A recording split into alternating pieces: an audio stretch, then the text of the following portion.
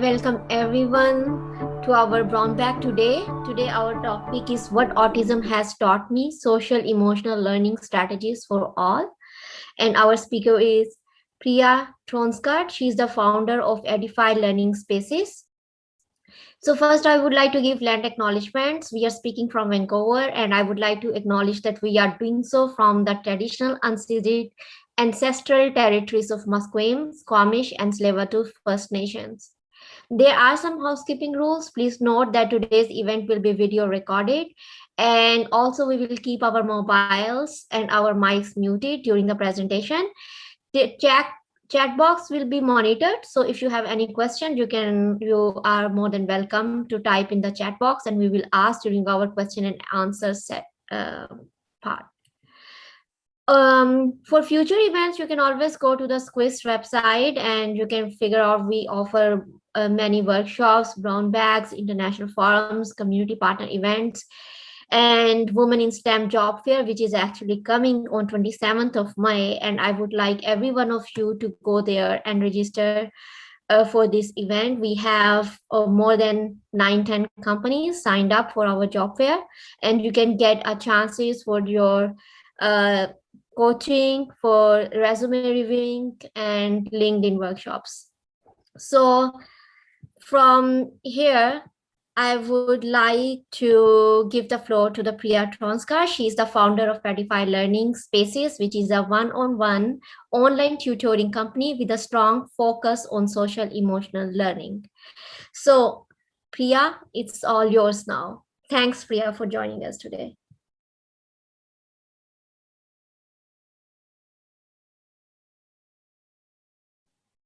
Priya?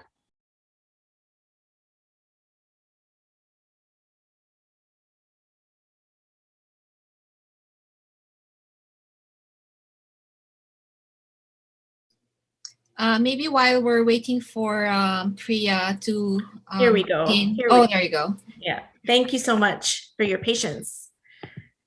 All right. So hi, thank you for having me. My name is Priya Tronsgard, and today I'd like to talk to you about what autism has taught me and CEL strategies for all. So CEL strategies stands for social emotional learning, and I'll go into it in a little bit of detail. But what I found, I have 2 kids with autism, and so they are autistic, and I've learned so much from them. And every day I have an opportunity to stay positive, reframe challenging behavior, and to have a positive mindset. And this actually has changed my life.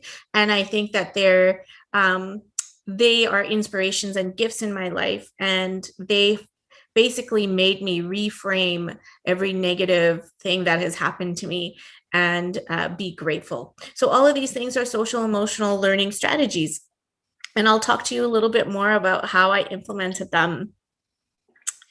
So social emotional learning strategies has basically 5 sections, and they are self-management, self-awareness, social awareness, responsible decision-making, and relationship skills. So the reason why I am implementing social emotional learning strategies with my kids who are autistic is because in general, what is written about autism is that it is a deficit of social skills, which increase challenging behavior, including repetitive behavior, aggressive behavior, disruptive behavior. But I think at the end of the day, the part that I'm really trying to focus on with my kids is getting them to be self-aware and be able to advocate for themselves. And so that actually has changed my life, and I'm going to show you how.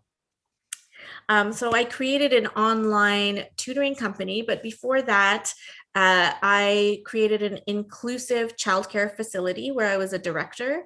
What I noticed was that the childcare facility had issues with dealing with the disruptive and challenging behavior, and it disrupted the whole school, including the staff and also the parents and ultimately the child. So we implemented with professionals and agency providers such as supported child development, occupational therapists, as well as speech language pathologists, some tools that we could use to increase confidence and decrease challenging behavior. Now, who wouldn't want that? Who wouldn't want more confidence? I know that I do. And when I practice these tools daily with my kids, I get to practice it for myself too. So for example, I'm going to give you a quick example about my daughter who's 9 years old, and she's really into art and STEM as well. Right now, she's obsessed with dinosaurs. And since April, she has memorized over 200 dinosaurs, types of dinosaurs. And she has started to replicate dinosaurs in 2D and 3D. And when it doesn't turn out perfect, she gets really angry and, throws the piece of paper or throws the model onto the ground and screams. And she will probably scream for 30 minutes unassisted if I don't try to find tools to help her find a better way to manage that stressful situation. So one of the easy tools that I can talk to you about today is when she's not in that moment, when she's not very angry, I talk to her about being an inner critic versus being an inner coach. And so this is a mindset, and it's about positive mindset and how many times does it take to be a master of something. So we talk about what an inner critic would say and what an inner coach would say. And it makes so much sense, right? So she definitely says, okay, this is what my inner coach would say once she's calmed down.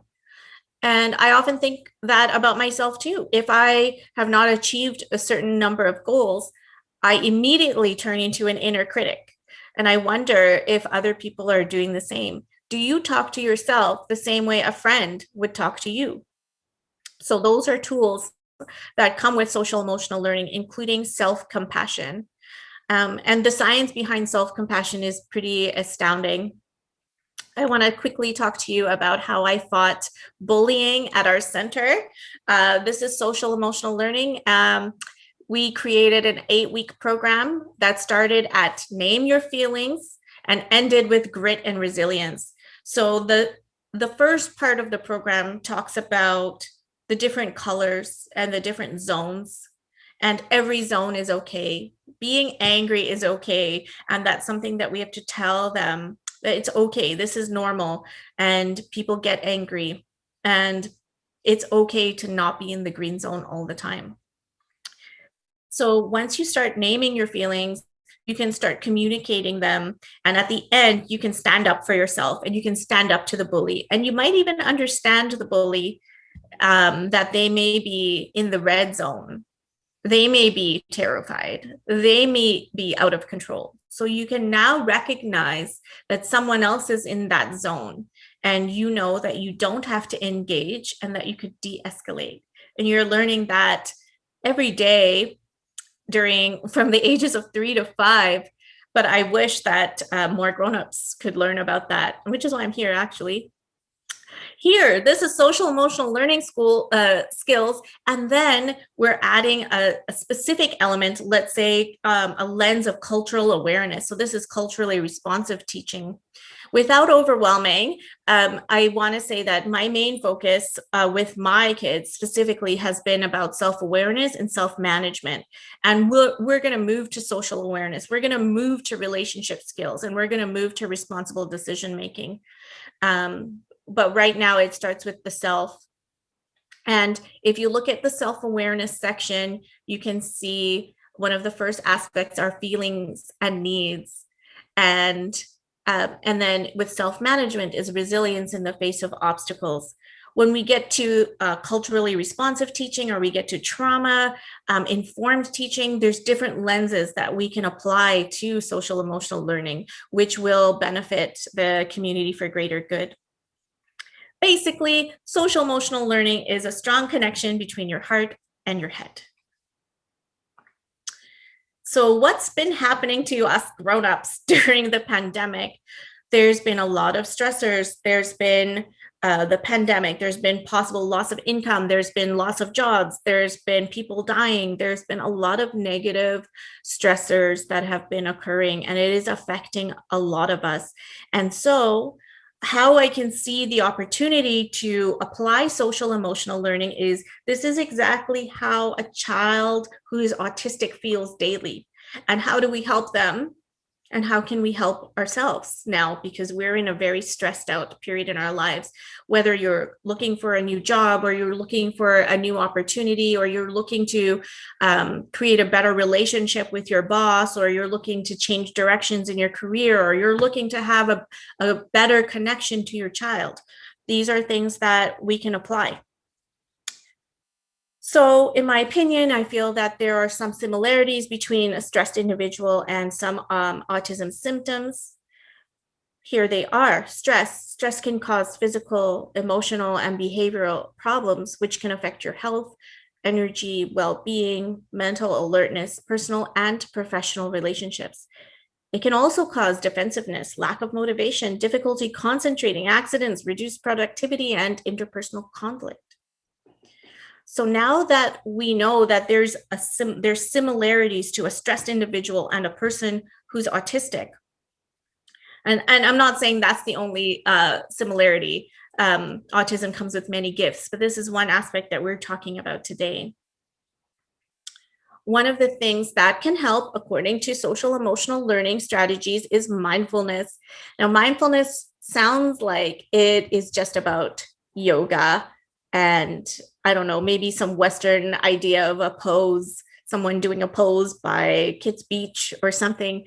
But according to the science behind it, mindfulness has great effects that can affect your career positively, and it can affect your relationships positively as well. It's very positive overall. I'm going to get into that.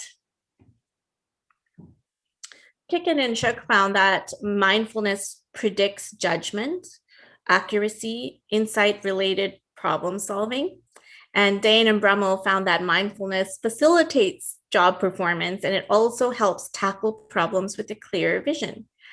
So if I bring it back to autism, that is exactly what we're working on. We're working on good judgment, responsible decision-making, and problem solving. And we're talking about tackling problems with a clear vision. And a way to do that is through mindfulness. And most of us have an idea of mindfulness and some things that we can do, including journaling, meditation, and clearing out space in your physical space as well. Here are some pillars of mindfulness.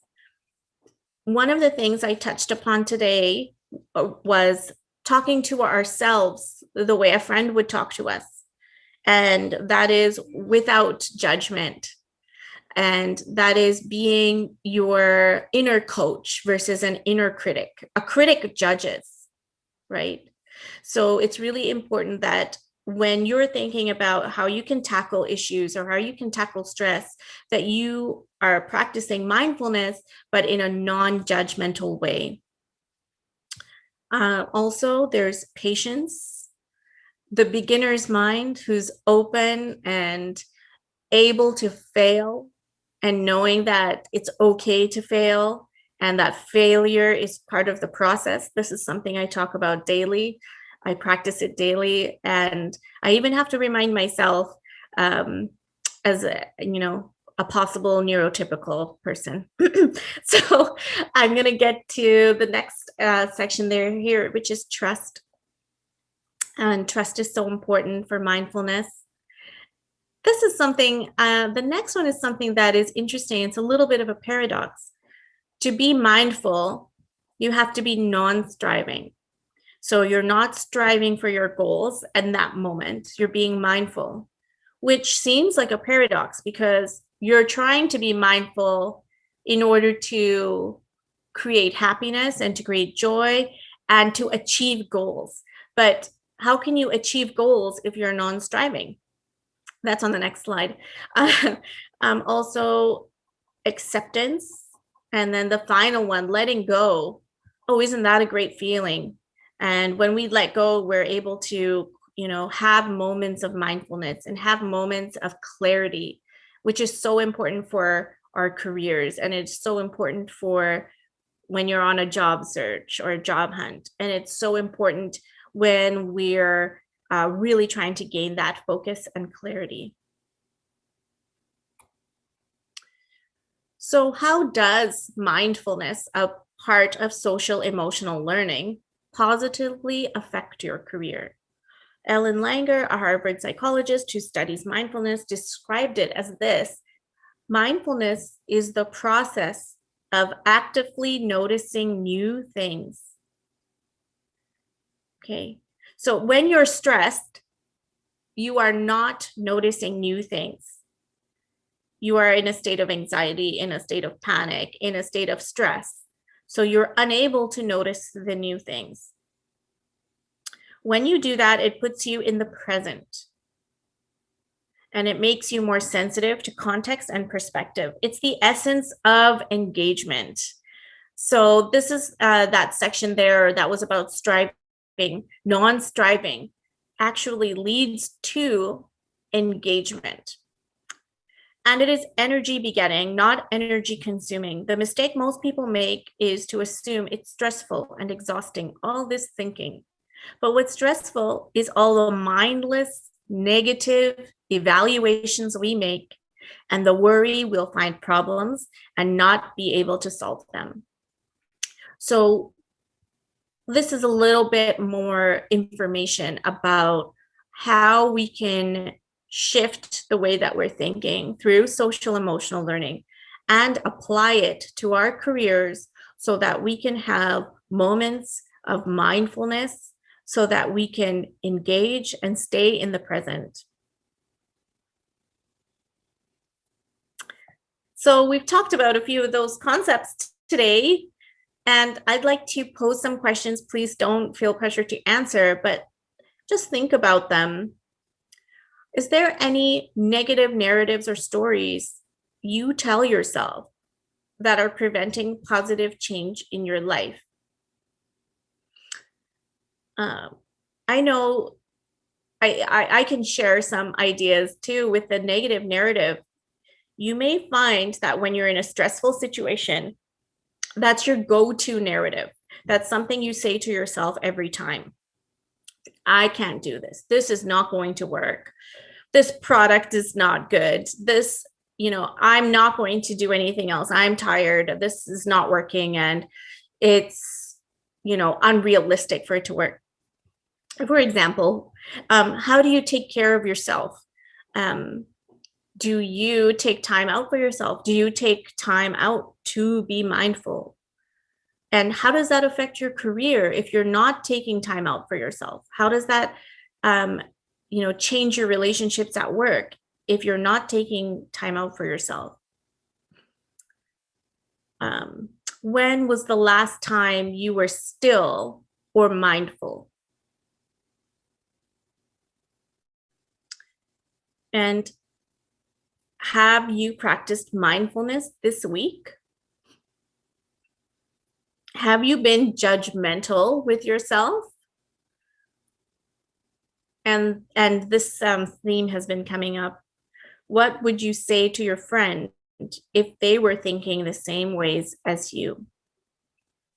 So these are some questions that you can pause and think to yourself, have I been implementing this?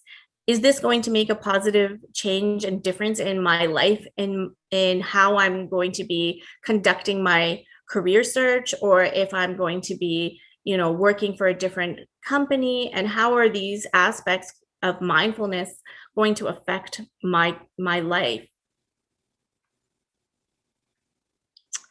So again, thank you so much for listening and for doing this thought work and just being open-minded to some of the things that I've been talking about today. This thought work is done by you, and you are in control of how it lives in your heart and mind. So with that, I hope that this was somewhat helpful and somewhat informative. And if you have any questions, you can contact me at Priya at edifylearningspaces.com. Christine. Thanks, Priya. Can you please tell me your contact information again? I can type in the chat box. Oh, sure. It's Priya, Priya, Yes. at Edify Learning Spaces. Okay. Okay. Wait.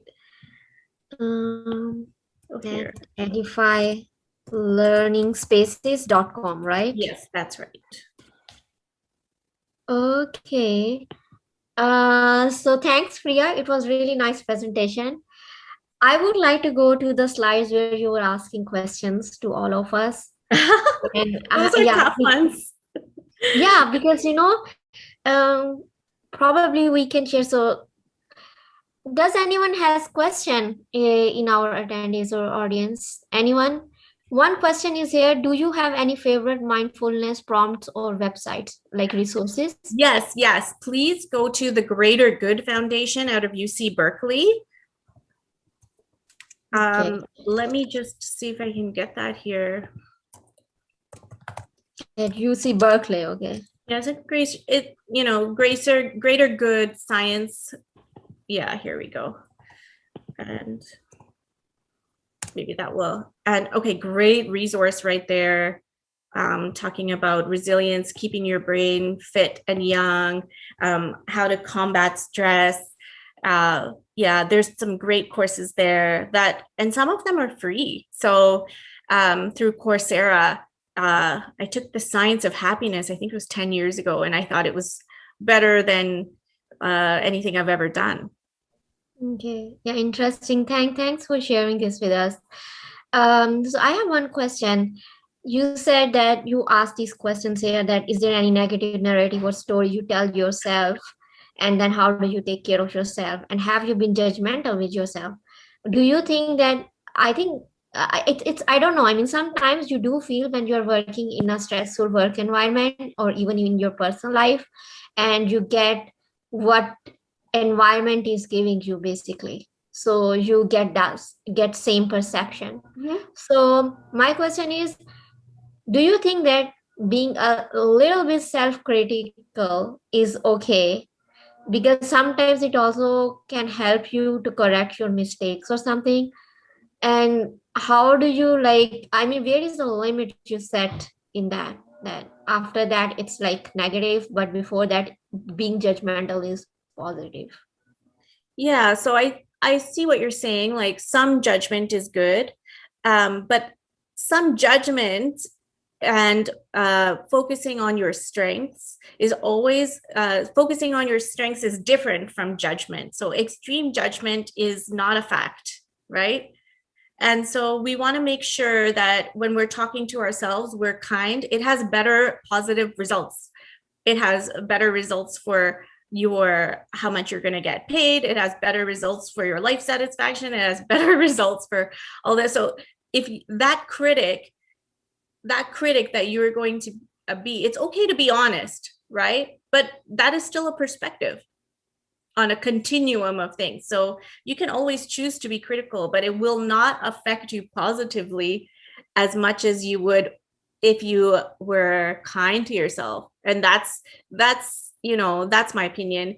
I am surrounded by my kids who are autistic, and every day they tell me, I hate you, mommy, you are horrible. They throw things at me, they kick and they spit and they throw things, and I have to be there and realize that I'm not part of why they think that way. The reason why they're like that is because they're in the red zone. They're going through physiological changes. That doesn't include me. I'll be here to help them. And that's different. That's my relationship with my children. Now, if someone's doing that to you at work, that's, you can observe, okay, they are in the red zone, and I have a choice to have resilience and grit and to positively communicate to them and not reprimand them, but positively communicate what I need and what I want. And that can be hard in the moment because you're feeling, maybe you're feeling nervous. Maybe you're feeling like, I don't want to stand up to this person and I'm new here and I don't want to stand up to them. So yes, there's lots of stressful situations out there, and you don't have to put yourself into it because that might be something that person is dealing with on their own. It most probably is. Okay, thank you. I think that's a very good answer. So I have one more question. You said, have you practiced mindfulness this week? Do you have any tools or something like any Oh anything my where we can, gosh. or any you can recommend some sort of, sometimes, for Okay, I'll tell example, you. Yes. yeah, yeah, please go ahead. Knowing there's so many things that so part of, I probably ADHD. Like I have so many ideas about what I can do to help myself. And so this is over the top, okay? So on Mondays I talk to a friend, I schedule a call, and I get my week going. And then on Tuesdays I go for a walk with somebody who's part of my network. And on Friday, I talk to my fun friend. So it's basically talking, and it's about 30 minutes each time. So Monday and Friday. And also during the week, I make sure that I do exercises that involve like stretching and moments of peace. And then oh my goodness, I've been burning Palo Santo, which is a type of wood. Anyways, it helps me feel clarity. It helps me feel calm. And sometimes it's just, the strangest objects. Like my kids, they're really into rocks right now. So that brings them moments of peace. Like it's an actual object and they can hold it and they can be mindful. And so for me, it's not rocks, it's pieces of wood. I don't know. I don't know if that helps anybody. That's just personal, but I'm kind of attracted to, burning that, and it has like such a wonderful aroma and scent. So that's something that I've been doing: the walking, the stretching, the smelling. So yeah. Okay, thanks a lot for sharing all these tools with us. So probably we can also try to implement. I think communication is really a good part. Communication is always a key for many things. So is it okay if with all of our attendees, as I can say, we have almost 8 to 9 attendees right now. We can just practice this mindfulness now. Like if you have been experiencing anything, and if you have any negative or positive experience, would you like to share with us? And we can practice in this small group session if you like. I mean, Priya is here, so she can definitely help us out, right? If Yeah, we oh are, yeah. if we go out of track, you can put us back on the track, right? So, anyone from the audience, please unmute yourself and just share your thing, and we can probably practice mindfulness now. Anyone? I think sometimes people are hesitating, I That's guess. a hard one, like, Yes. yeah. So I want to say that it's okay if people don't want to share, but what I would probably do if they did was to talk to them and ask them, what would you say to yourself? Yeah. What would you say to yourself if this was your friend? Yeah. So what would you do if someone, okay, for example, I am approaching you, Okay. any of you. So how would you deal with you? For example, I am coming to you and I'm saying, oh, my life is really very bad and I am very much stressed, for example. Okay, let's take it as a word. In work condition, I am on all by myself to fight for my project. So should I get impacted by the negativity which I am getting, or should I just keep on doing my work and I should prove through the results? So I would like to actually name someone who can help me as a friend. Let me take someone, for example. Okay, how can I choose? Uh, I can choose 3 names, and one of them can unmute themselves. I can choose Christy, Christine, and Annalise. So one of you can unmute and can help me out now. Okay, Christine here. Hi, everyone, and thanks for the presentation. I thought that was really excellent. I guess one thing I might say to you is thank you for sharing that with me. That sounds really hard, actually. But I think what you're doing by talking to me and talking to other people you're close to about this challenge could be really helpful, because it might feel like you're alone, but you're not alone. So I'd be happy to try to find ways to help. But like, I think the orientation towards like talking to other people is really good. But if it was just going on in your head and you hadn't told anyone, maybe looking at things that are, even if there is something that's very challenging, what are the things that are actually the strengths in the situation, or the, you know, the aspects of the project that are going well, or try to focus on some aspect of something that could be built upon. Okay, thanks, Christian. That's a very good answer. I think most of the people can get something from here. We have one more comment here: mindful versus mindful. Could you elaborate on that, Priya? Priya, can you see it? It's actually just a spelling thing with FUL and FULL. They are two different words, like slightly different meanings. So could you elaborate on that? Actually, I don't. Hold on, I want to see it. I don't know about the spelling with two L's, but I think it's really important that when you are practicing mindfulness, that you are staying calm and having moments of clarity. And if your mind is full, like FULL, you won't be able to get that clarity that is going to help you get past that problem that you have. And but I don't know the difference actually with the double L. That's just my guess. And just a reminder, I'm not a psychologist. My background is from UBC, but I'm not technically a psychologist. I just end up in management positions over and over again.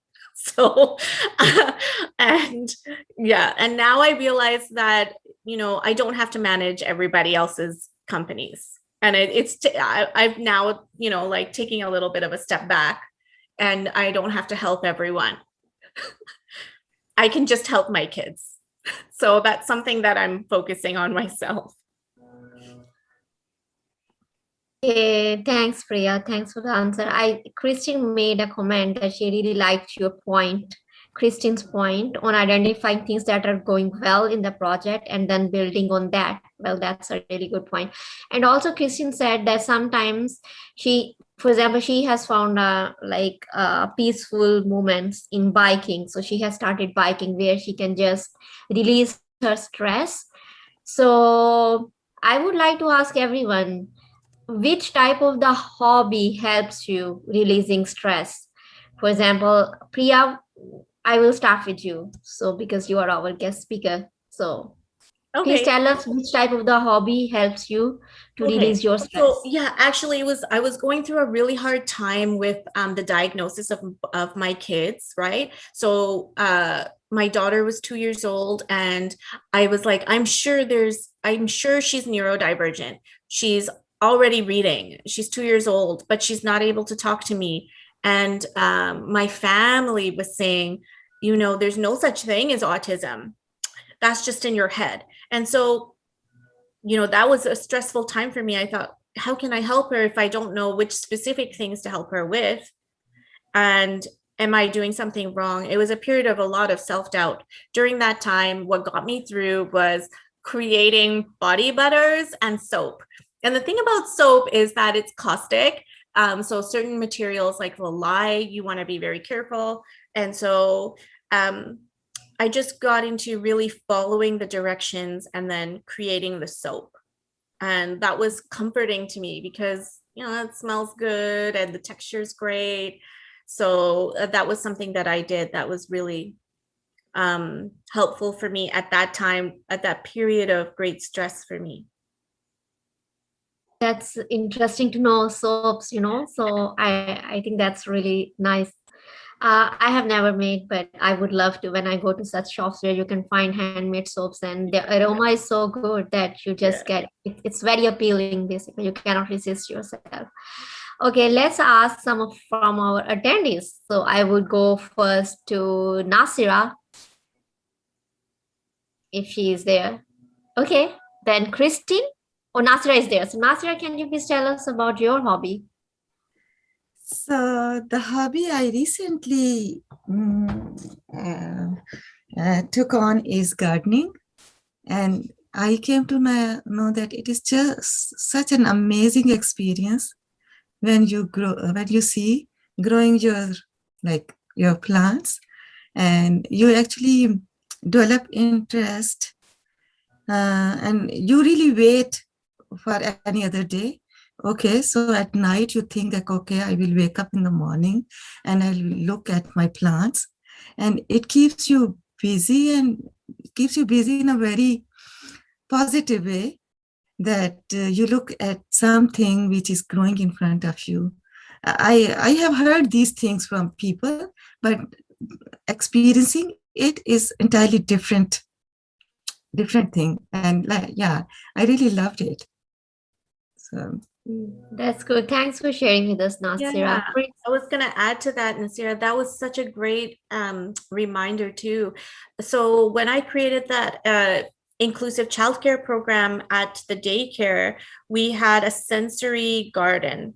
And that sensory, because what was happening was the kids with autism, they were going and ripping out all the plants.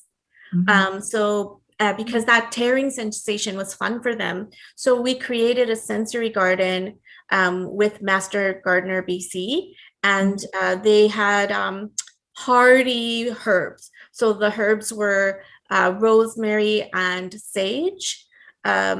Those are hardy, and mint, actually, because they would grow and they were resilient. yeah. So yeah, and then so we finally got them step by step to be able to wait to eat a strawberry. And so they saw that growth. They just had to get into the right mindset. And yeah, I completely think it's something very special. Yeah, I really like I enjoy nature, and I enjoy sitting in a garden, and I always enjoy gardens that my father grew.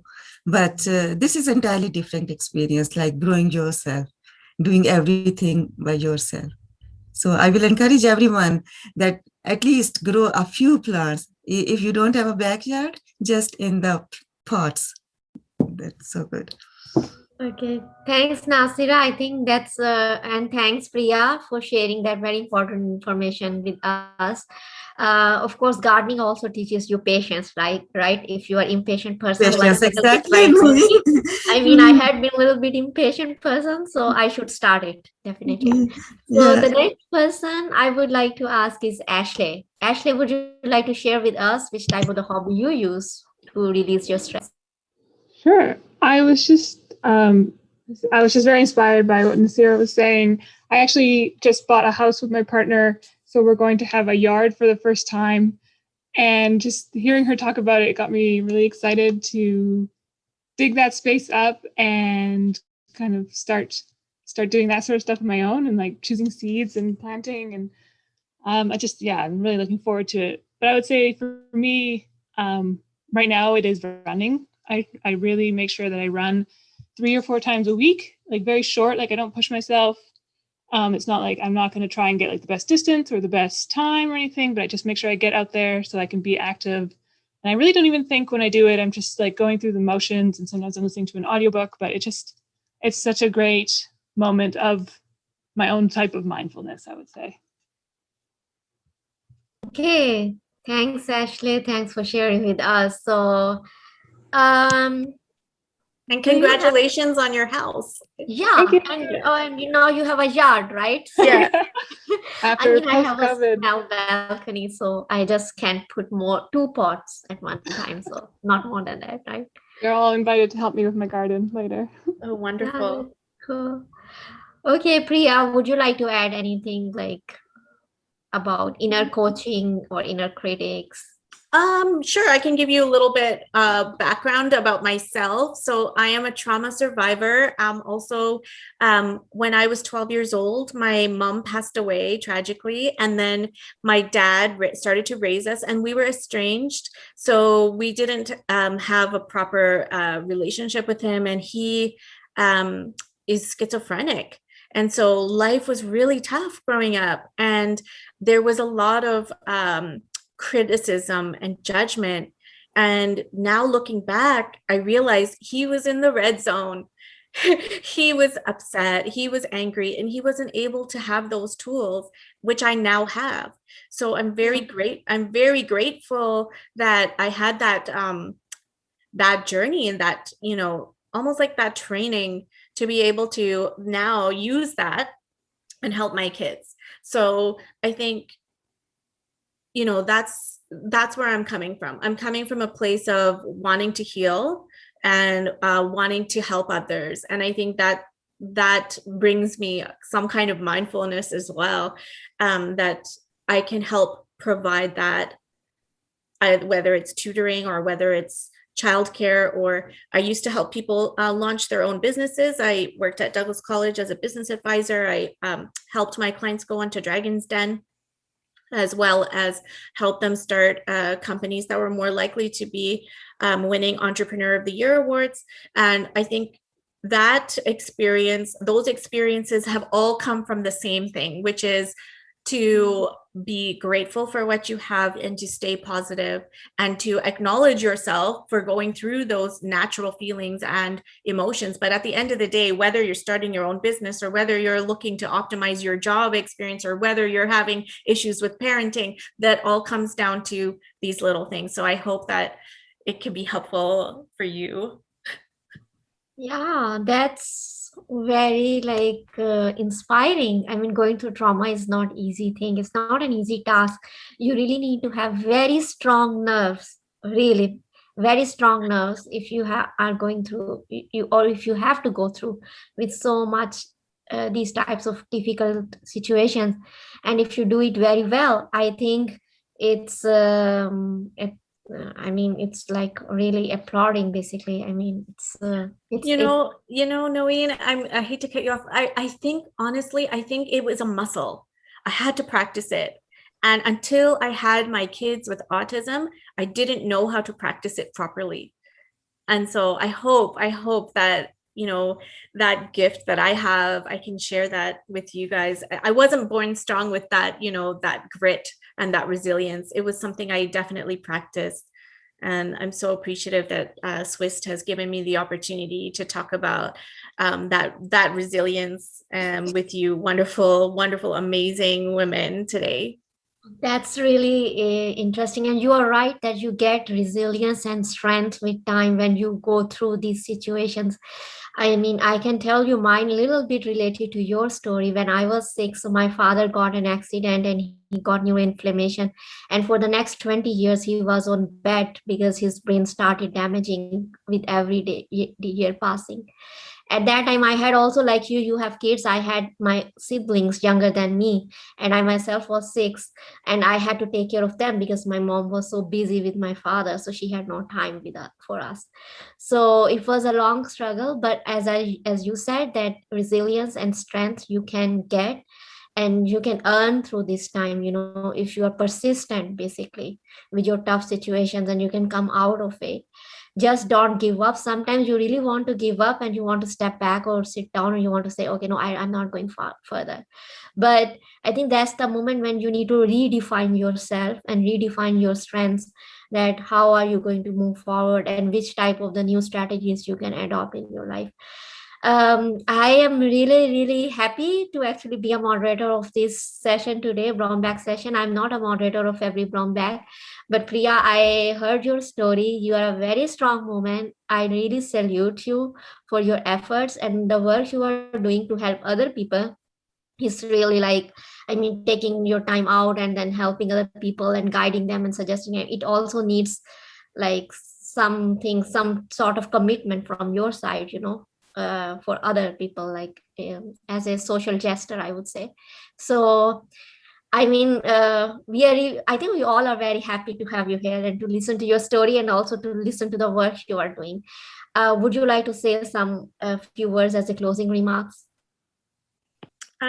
Just that I have so much respect for women in STEM and for women who are fighting uphill.